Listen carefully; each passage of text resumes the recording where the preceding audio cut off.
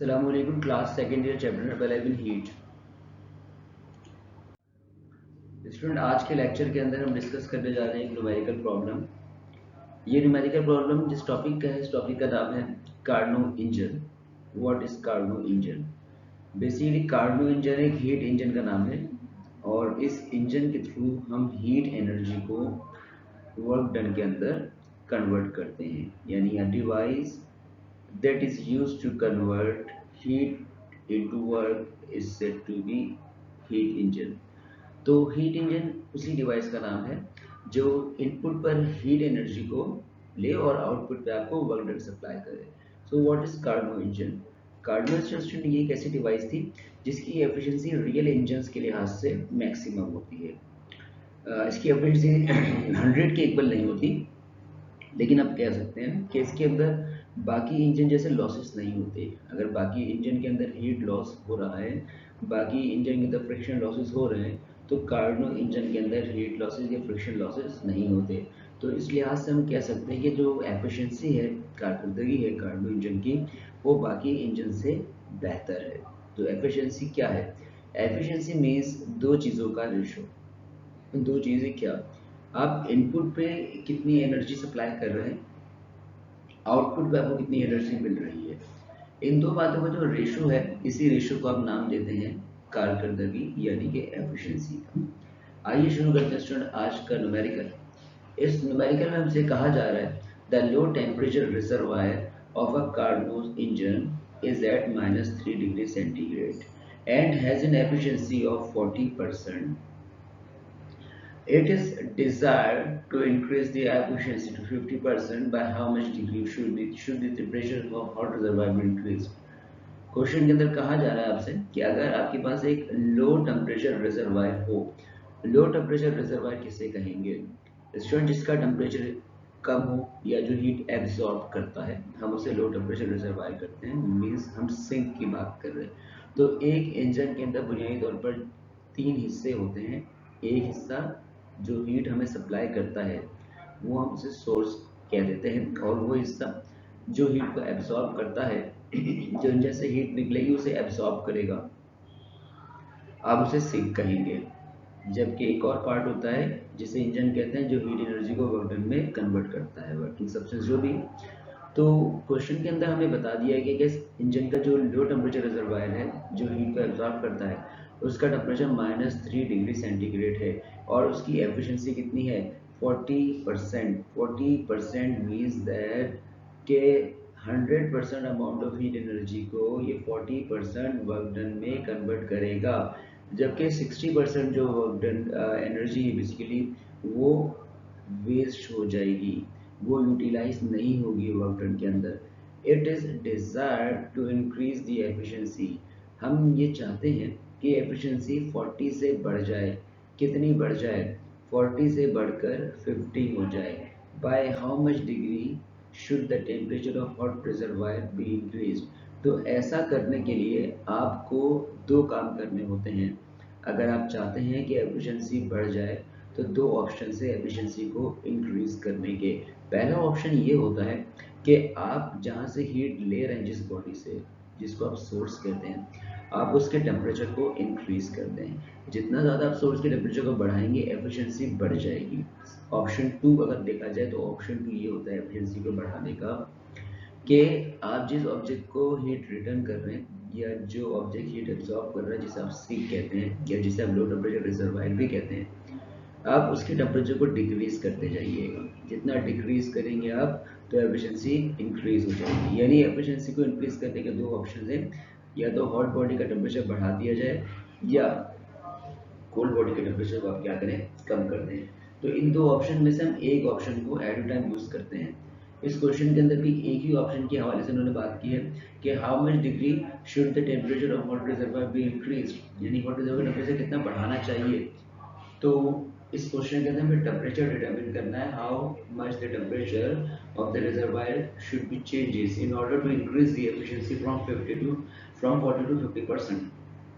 So let's start the data of this question. Student, सबसे पहले question के अंदर जो गिवन था हमें, वो ये था कि लो टेम्परेचर जो है, ऑब्जेक्ट का वो है -3 डिग्री सेंटीग्रेड। सो लो टेम्परेचर T2 को हम T2 से रिप्रेजेंट करेंगे। T मीन्स टेम्परेचर है, 2 बेसिकली लोड को रिप्रेजेंट कर रहा है। अगर T के साथ आप 1 लिख देंगे इट मीन्स हाई टेम्परेचर की बात करते हैं। यहाँ पर -3 डिग्री सेंटीग्रेड है और आप जानते हैं टेम्परेचर को जो सिस्टम इंटरनेशनल के अकॉर्डिंगली यूनिट चलता है वो केल्विन होना चाहिए। यहाँ सेंटीग्रेड आ रहा है तो सेंटीग्रेड को केल्विन में कैसे कन्वर्ट करें, तो आप उसमें कुछ ऐड करते हैं। और क्या ऐड करते हैं आप उसमें, +273। आप जब 273 ऐड कर देंगे तो टेम्परेचर का जो यूनिट है सेंटीग्रेड वो कन्वर्ट हो जाएगा केल्विन के अंदर। तो -3 + 273 270 केल्विन आंसर मिल जाएगा आपको। E एफिशिएंसी है, एफिशिएंसी इक्वल्स टू 40%, तो E की वैल्यू आ गई 40% और हम चाहते हैं कि एफिशिएंसी बढ़ जाए। और कितनी बढ़ जाए एफिशिएंसी, 40 से 50% हो जाए। तो सेकेंड एफिशिएंसी आ गई 50%। फाइंड क्या करना है आपने, फाइंड ये करना है कि how much degree should the temperature of the hot reservoir be increased. आपको इंक्रीज मतलब चेंज, आपको चेंज कैलकुलेट करना है। किसका, हॉट रिजर्वायर के टेम्परेचर में कितना चेंज आ रहा है। हॉट रिजर्वायर के टेम्परेचर को T1 कहते हैं, कोल्ड रिजर्वायर के टेम्परेचर को T2 कहते हैं। तो हमें यहाँ पर डेल्टा T1 डिटरमिन करना है कि हॉट रिजर्वायर का टेम्परेचर कितना तब्दील किया जाना चाहिए। डेल्टा T1 की वैल्यू मालूम करनी है यहाँ पर क्वेश्चन के अंदर। अब डेल्टा T1 कैसे फाइंड करें। सो स्टूडेंट आपके पास दो अलग अलग एफिशिएंसीज हैं, तो हम ये करेंगे कि पहले हम T1 फाइंड करेंगे जब हमारी एफिशिएंसी कितनी थी, 40% थी। हम पहले T1 40% के अकॉर्डिंग कैलकुलेट कर लेते हैं, फिर हम दोबारा से T1 कैलकुलेट करेंगे और इस बार जो हम एफिशिएंसी यूज़ करेंगे वो 50% होगी। तो 40% के हवाले से T1 डिफरेंट होगा और 50% के हवाले से T1 डिफरेंट होगा। तो नंबर T2 जो है सेम रहेगा, उसकी वजह आप T2 को जो है चेंज करने को क्वेश्चन में नहीं कहा जा रहा आपसे। आपसे ये कहा जा रहा है कि आप हॉट टेम्परेचर रिजर्वायर को चेंज करिएगा, कोल्ड को मत करिएगा। अब फॉर T1, स्टूडेंट T1 के लिए क्या फॉर्मूला है, तो एफिशिएंसी का बुनियादी फॉर्मूला है efficiency equals to 1 minus T2 divided by T1 multiply by 100। अब इस फॉर्मूले के थ्रू हम जो है T1 की वैल्यू डिटरमिन करते हैं। E1 की वैल्यू हमें गिवन है स्टूडेंट, और E1 की वैल्यू कितनी गिवन है, तो E1 की वैल्यू गिवन है 40, तो हम E1 की जगह लिख देंगे 40। इसके बाद स्टूडेंट T2 की वैल्यू, और T2 की वैल्यू है 270, तो हमने T2 की जगह पर 270 लिखना है। T1 गिवन नहीं है, मल्टीप्लाई बाय 100 आपने एज इट इज लिख दिया। अब अगर फर्दर इसको सिंप्लीफाई करें तो 100 जो है यहाँ पर मल्टीप्लाई हो रहा है ब्रैकेट से, और अब जानते हैं जब हम फर्दर सिंप्लीफिकेशन की तरफ जाएंगे तो 100 को यहाँ से लेफ्ट साइड पे ट्रांसफर करना है, और जब लेफ्ट साइड पे ट्रांसफर करेंगे तो मल्टीप्लाई बाय 100 है तो उसको डिवाइड बाय 100 करना है। यानी 40 डिवाइड बाय 100 इसलिए हुआ कि 100 को आपने शिफ्ट कर दिया है लेफ्ट साइड पर। अब इसमें 40 को 100 से डिवाइड करिए, जब आप 40 को 100 से डिवाइड करेंगे तो जवाब आएगा 0.4, 40/100 यानी कि 0.4। आपको यहाँ पर T1 डिटरमिन करना था, तो T1 को डिटरमिन करने के लिए ये जो आप फ्रैक्शन देख रहे हैं जिसमें लिखा हुआ है 270/T1, आप इसको शिफ्ट करेंगे लेफ्ट साइड पर, यानी आप इस वैल्यू को लेके जाएंगे लेफ्ट साइड पर। जब आप इसको लेफ्ट साइड पर लेकर जाएंगे तो जिसका साइन है नेगेटिव, वो नेगेटिव साइन चेंज हो जाएगा पॉजिटिव साइन में, जबकि 0.4 जो आप देख रहे हैं ये 0.4 पॉजिटिव है, तो राइट साइड पर ट्रांसफर होने के बाद आप इसे माइनस में लिखेंगे। 1 में से 0.4 आप सब्ट्रैक्ट करिए, जब आप 1 में से 0.4 माइनस करेंगे तो आपको आंसर मिल जाएगा 0.6। अभी भी हमें T1 नहीं मिला, तो T1 मालूम करने के लिए हम ये करते हैं कि 0.6 और T1 को की जो प्लेसेस को चेंज कर देते हैं। T1 को लिख देंगे 0.6 की प्लेस पे और 0.6 को लिख देंगे T1 की प्लेस पे, जैसा कि हमने यहाँ किया। अब हम 270 को डिवाइड बाय 0.6 करते हैं स्टूडेंट, जब डिवाइड बाय 0.6 करेंगे तो आंसर मिलेगा आपको 450 K यानी कि केल्विन। तो हमें ये पता लगा कि temperature of hot body in case of efficiency 40% कितना होगा, 450 केल्विन होगा। जब आपके इंजन की एफिशिएंसी 40% चल रही थी तो हॉट टेम्परेचर रिजर्वायर जो था वो 450 केल्विन पे मेंटेन था। अब हम अपने क्वेश्चन को फिर से सॉल्व करते हैं। इस बार हम एफिशिएंसी 40% नहीं रखेंगे, इस बार हम एफिशिएंसी 50% के हवाले से अपने क्वेश्चन को सिंप्लीफाई करेंगे। तो स्टिल फॉर्मूला वही है जैसे पहले आपने देखा 1 minus T2 upon T1 multiply by 100, same formula हम यूज कर रहे हैं। फिर डिफरेंस क्या है? डिफरेंस ये है स्टूडेंट यहाँ पर कि इस फॉर्मूले के अंदर आपने सेकेंड ऑब्जेक्ट के टेम्परेचर को या कोल्ड बॉडी के टेम्परेचर को तो चेंज नहीं करना, आप इसको चेंज करेंगे क्वेश्चन के अंदर, आप चेंज करेंगे स्टूडेंट T1 को। उसकी वजह आपने एफिशिएंसी बढ़ाई है 40 से 50 पर, तो एफिशिएंसी को बढ़ाने के मैंने आपसे कहा था दो ऑप्शन है, या तो T1 को चेंज करें या तो आप T2 को चेंज करिए। तो क्वेश्चन के अंदर कहा जा रहा है कि आपको हॉट बॉडी के टेम्परेचर को इंक्रीज करना है, मीन्स T1 को चेंज करना है। तो इसीलिए मैंने यहाँ T1 लिखा और यहाँ पर मैंने T1 के ऊपर प्राइम लगा दिया। तो E2 equal to 1 minus T2 upon T1 multiply by 100 prime के साथ। याद रहे आपने इस T1 को यहाँ नहीं लिखना, अगर आप ये T1 लिख देते यहाँ पर इन केस, इट मीन्स आपको एफिशिएंसी 40% मिलेगी और हम 40% एफिशिएंसी की तरफ नहीं जा रहे, हम कितनी एफिशिएंसी की जाने वाले हैं? 50% की तरफ जाने वाले हैं। तो हमने एफिशिएंसी की जगह लिखना है 50 और सेकंड ऑब्जेक्ट का जो टेम्परेचर है वो 270 केल्विन है, तो T2 यहाँ पर 270 केल्विन आया। 100 से मल्टीप्लाई हो रहा है और अगर ये मल्टीप्लाई होता है तो लेफ्ट साइड में जाने के बाद ये डिवाइड हो जाएगा। तो 100 मल्टीप्लाई है यहाँ पर आके डिवाइड, तो 50 डिवाइड बाई 100 और 50 डिवाइड बाई 100 का मतलब है 0.5।